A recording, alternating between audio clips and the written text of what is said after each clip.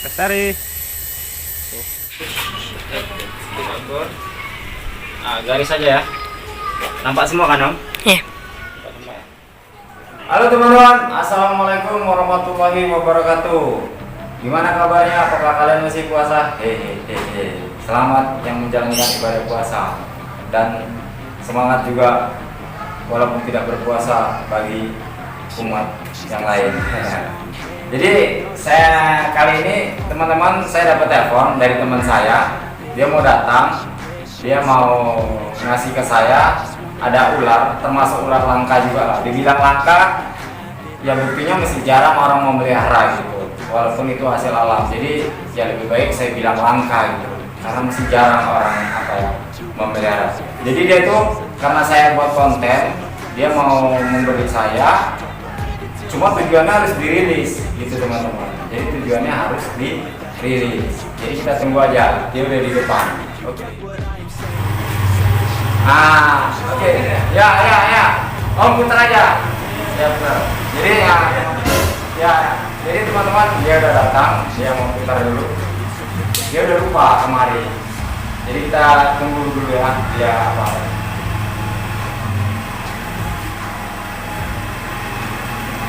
Parkir aja dulu Om, parkir Om.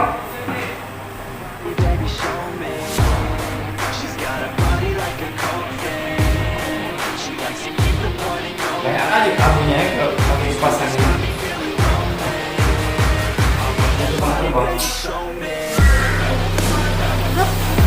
Di mana? Assalamualaikum. Waalaikumsalam. Tapi di rumahnya ya?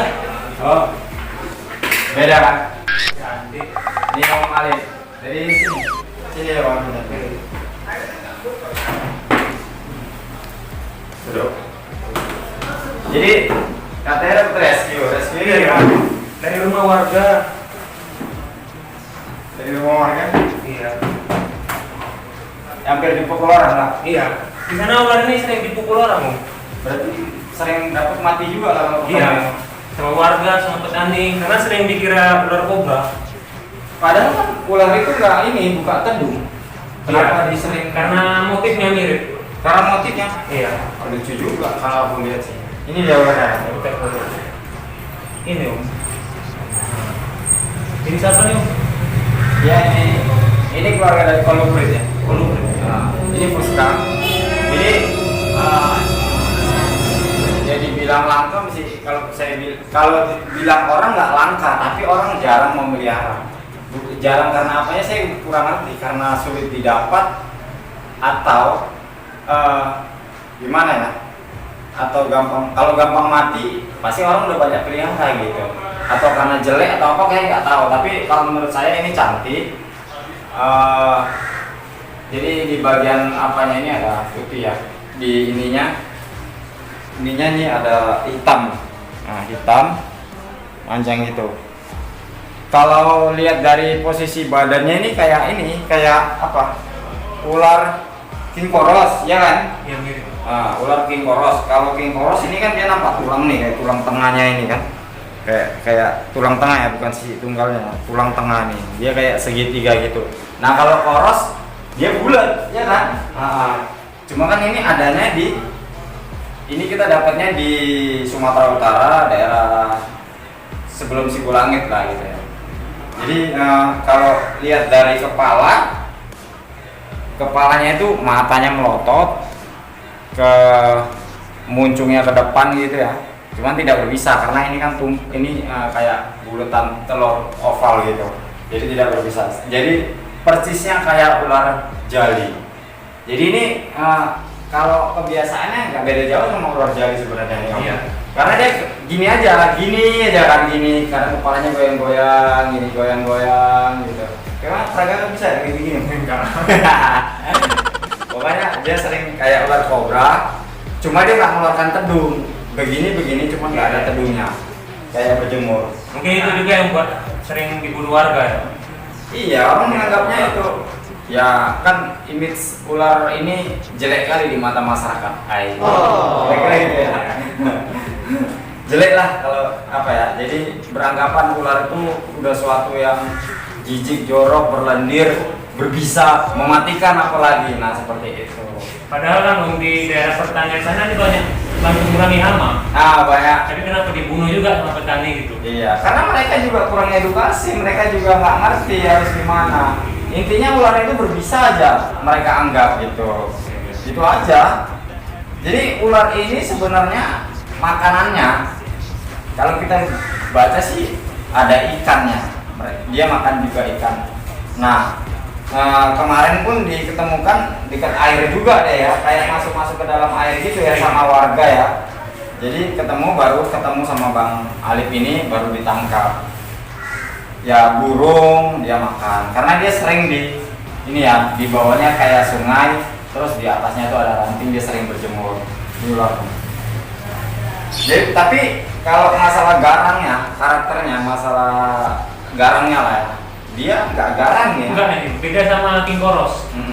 Jadi ini lebih anteng. Lebih anteng. Dia tuh kalau lihat cerita dan pengalaman dia yang sering jumpa, dia tuh kayak buaya lagi berjemur gini. Kalau udah ketemu orang, dia langsung balik, langsung lari ke belakang gitu, langsung lari ke belakang. Dia nggak maju. Dia ke depan, ketemu apa ya, kayak musuh atau apa lah gitu, atau orang ya, dia balik langsung lari. Nah, ini ciri khas dari ular itu.